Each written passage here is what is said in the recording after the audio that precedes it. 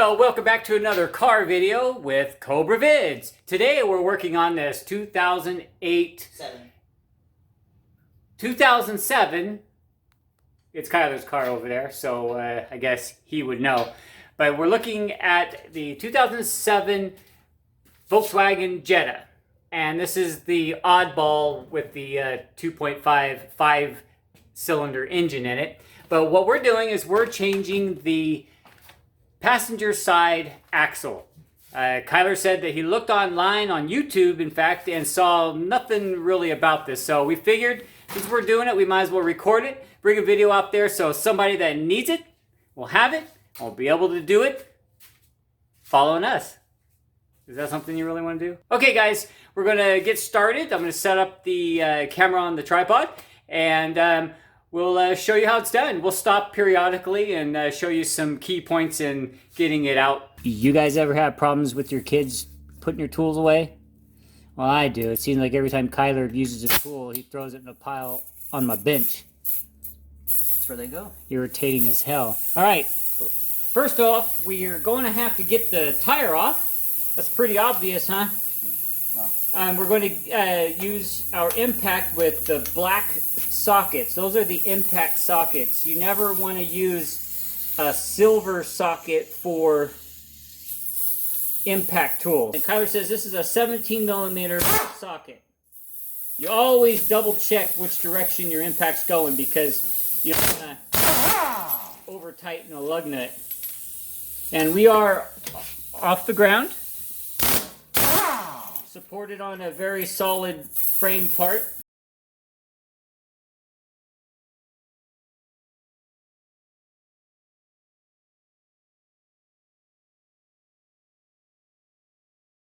Alright, so what keyed us in on the fact that this axle is going bad is the fact that there's a big rip in it. I'm not going to touch it. Let's see if we get that tear on camera here. Where is it? Where's the tear?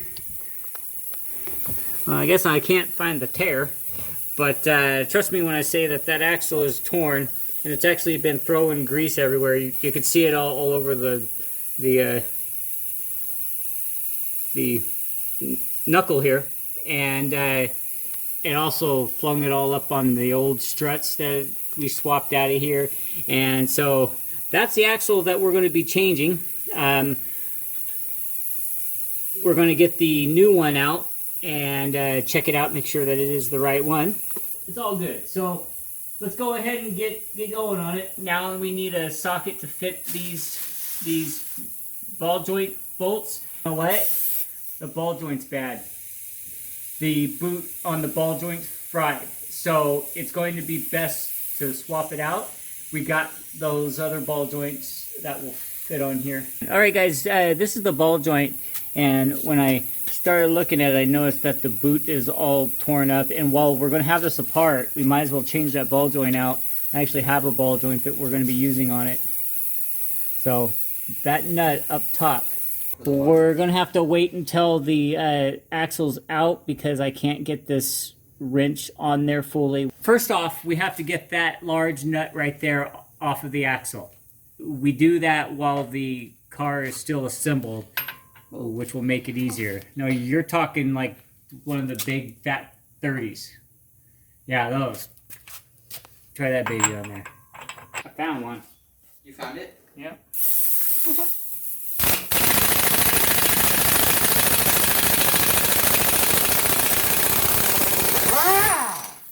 Whoa, that was a lot easier than I thought it was going to be.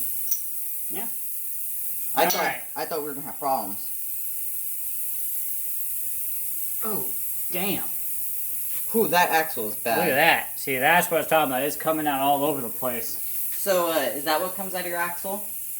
That's what comes out of my axle. Is that? I don't know if you guys can tell, but Kyler's an amateur. I don't know, maybe 15? That's it. That is it? Okay. That's it. That socket's about to crack. Oh, that socket is cracked. Holy shit. See, that's a cracked socket there. What size is that? 6/10. That you slide over it and get more leverage. That's actually a breaker bar.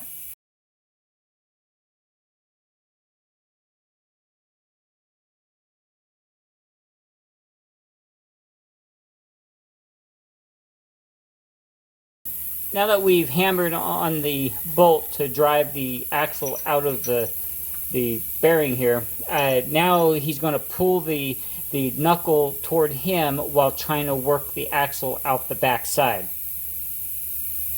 I did, but my finger just fell underneath of it as it dropped. Why would you do that? I mean, doesn't it feel very nice? I don't know. Why would I do half the stuff I do? All right, so grab onto your shaft. Okay, this might have to be pulled over, and I want you to jerk on it while jerk on the shaft. There it comes. Hey, whoa. Go find me a little pan. You said jerk on my shaft. I was jerking my shaft. Kyler, you really know how to jerk on your shaft. I mean, you popped that baby right out. Of course so I did. I needed one of my small bowls, just a small one. That's what I'm getting. Because sometimes there's a little fluid that comes out. Whoa. Okay. Don't let that touch my garage floor. Okay. Grab it and Throw it in that box. And hold it right there. Hold it right there. To fully compare these two, we gotta look at the base. Okay, both of them are bolts. Okay, the heads look the same. That shaft on the left is a little wider, a little more girth, but that's not a big issue because size really doesn't matter.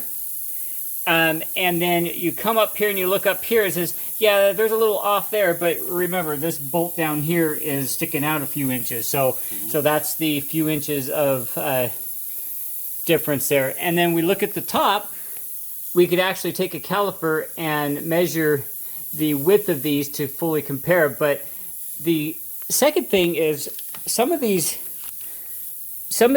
have a different amount of teeth on them. And that actually will prevent it from working. We used our VIN number to verify that this is a correct one, so I really don't see these being different. The teeth look equal amount of number to me, so I think these are exact matches. And now you see this ring here? That ring is what snaps into a spot on the inside of the gear, and that holds this shaft into the transmission because you don't want your shaft floating in and out. But we could have changed that boot out and this axle might have been just fine, but it wasn't my money being spent, so I said go ahead and buy a brand new one, and then you have new axles, new joints, and everything. And these are called CV joints. Do you know what CV stands for, Kyler? Central velocity. Needed it to be the same way that it came out.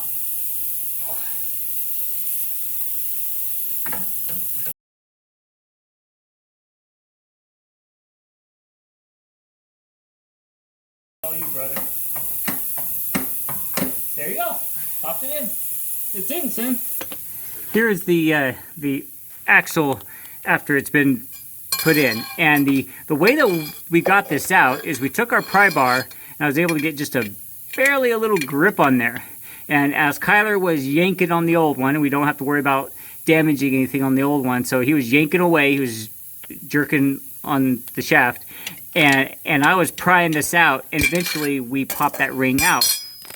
And it's kind of like an opposite effect going in. You just drive that shaft in and out until you pop that ring in. And now that shaft is in, it's good, looks good, and when it popped in, it felt good. So we're all good.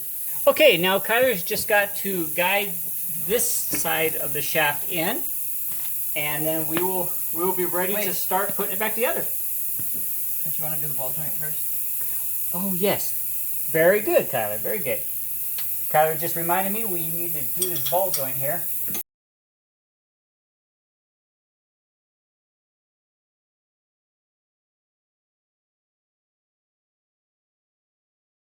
And then you grab a Ford repair hammer.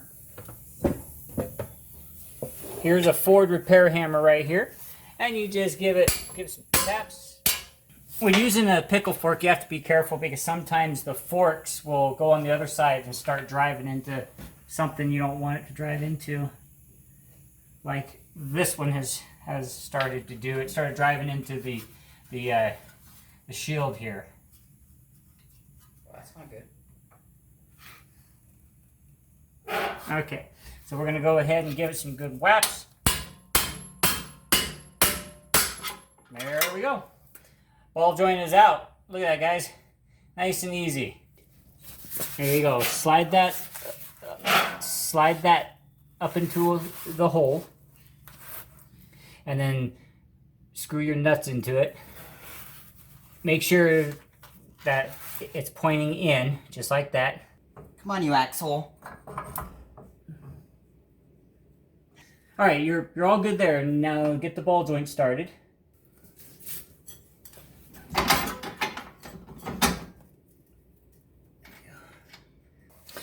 Alrighty, now we have the ball joint tightened up right there. The axle's still sticking out a little bit. So I guess when we were going to loosen it up, if we slid the axle back a little bit, our wrench would have fit in there just fine.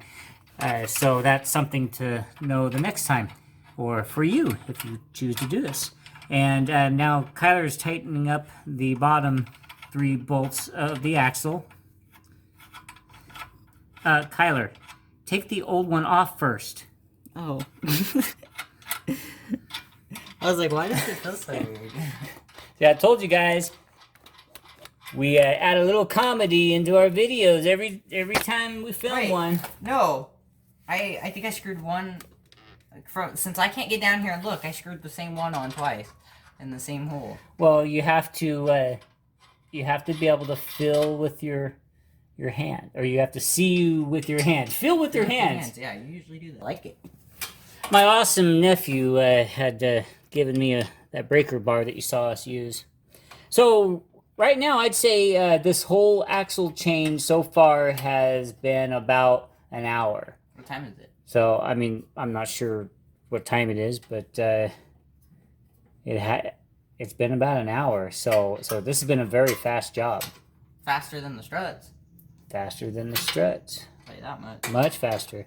Yeah, we did not bring that video to you, but I wish I would have, because we were pounding away on those struts, man. And because the bottom of the strut slides into a pinch spot, and I pried them open as much as I could possibly do it, and it was just almost impossible.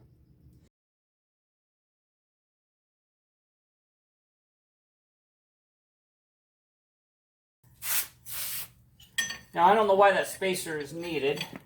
I did not ask.